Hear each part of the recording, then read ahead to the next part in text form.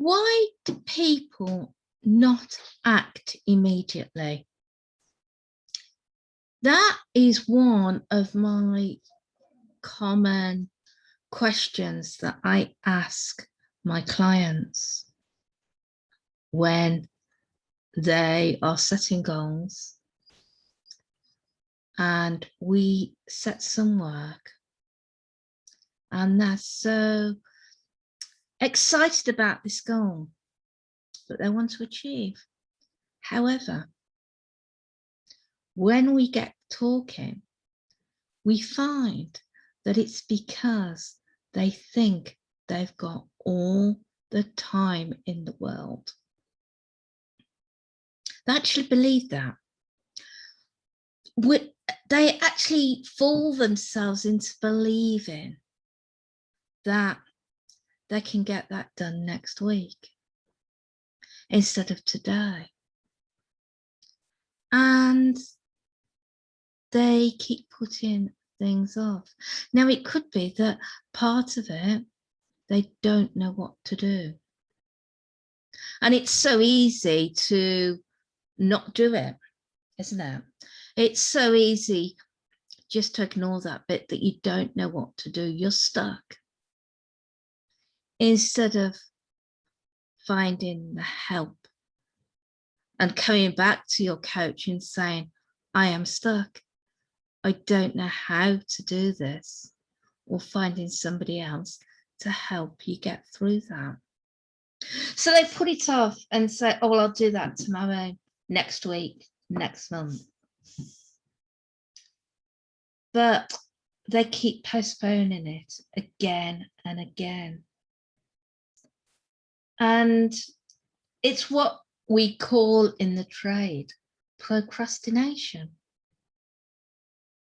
And procrastination is the biggest thief of your time.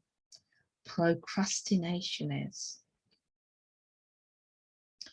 And this lulls you, believe it or not, into a false sense of security. It allows us to believe we've not given up. We're simply postponing. The action is what we do in the here and now.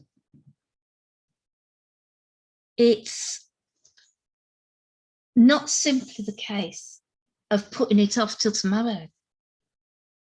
This is especially true when you want to apply for a new job, or you want to change your job, or even start your own career, because you have all that negativity of what happens if it doesn't work out.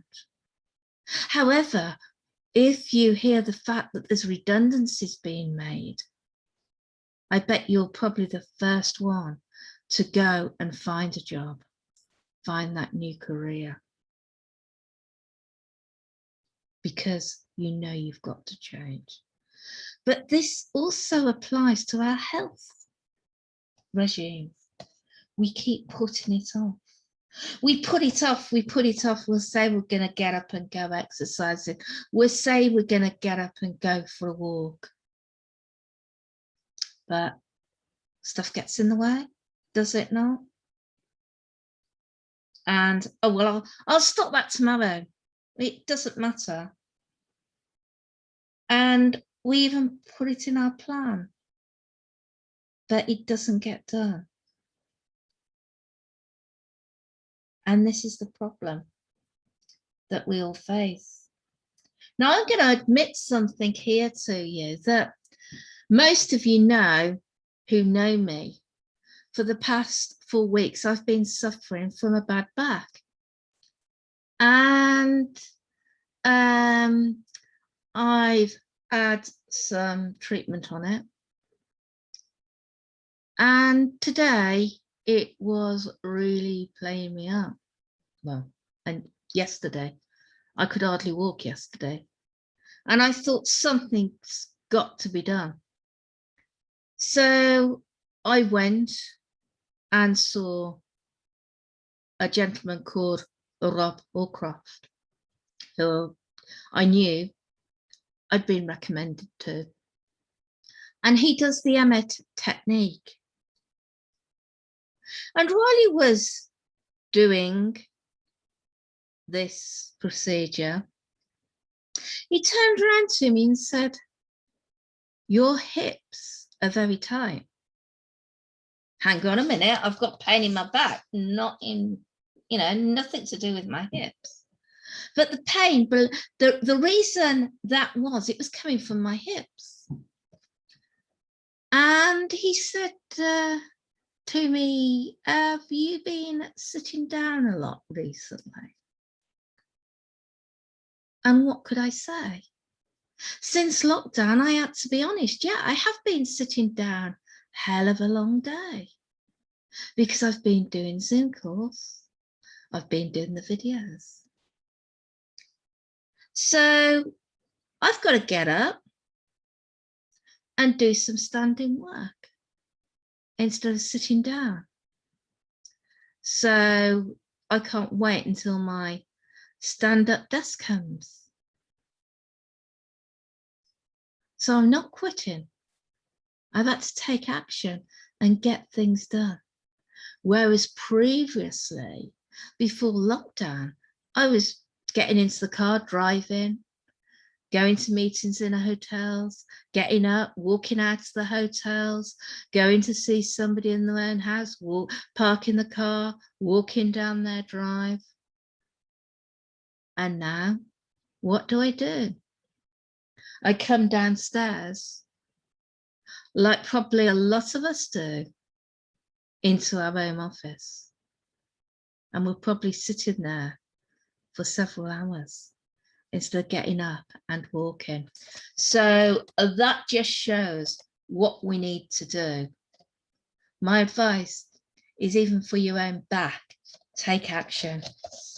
So as William James, the American philosopher and psychologist, said, action seems to follow feeling, but real action and feeling go together.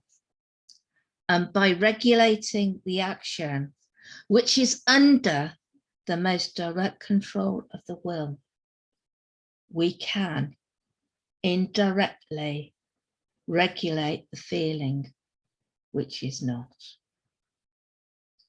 I'll leave you with those thoughts until our next video. Bye for now.